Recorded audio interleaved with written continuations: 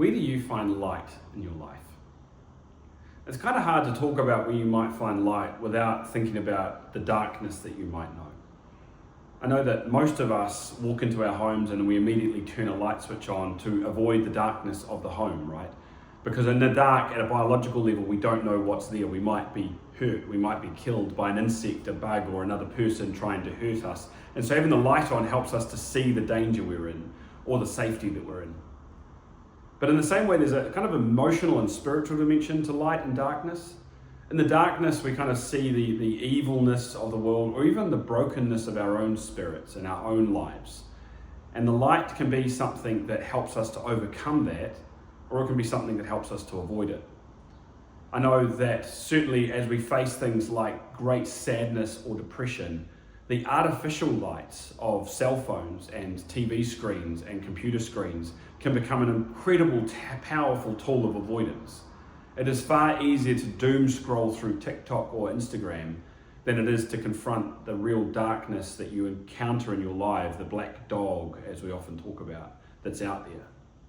But light can also be something that helps you to walk into that darkness with a sense of power and comfort, knowing that you can enter that space and it not harm you, that you can walk into the darkness knowing you have this light.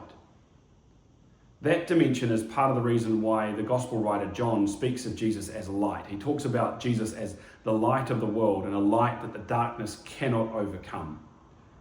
In that sense, for us as Christians, as we come especially to the celebration of Easter, we can acknowledge that Jesus is a light for us to help us see the world for what it is, to help us see ourselves for what we are, and to know the place that we are in, to know where we stand.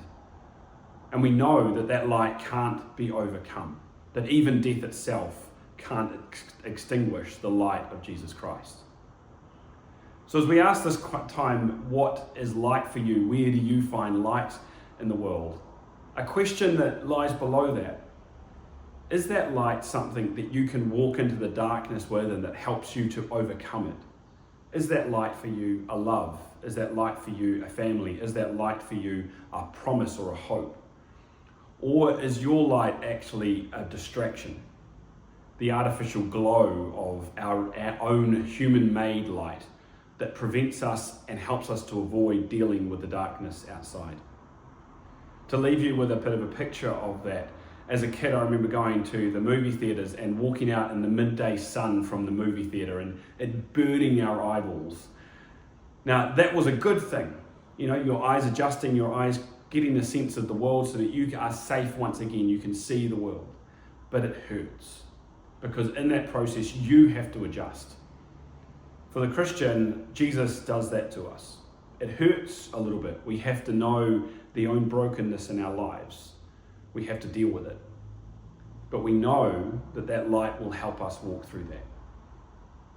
What gives you that hope and that promise in this world and in your own life? What is your light in the world?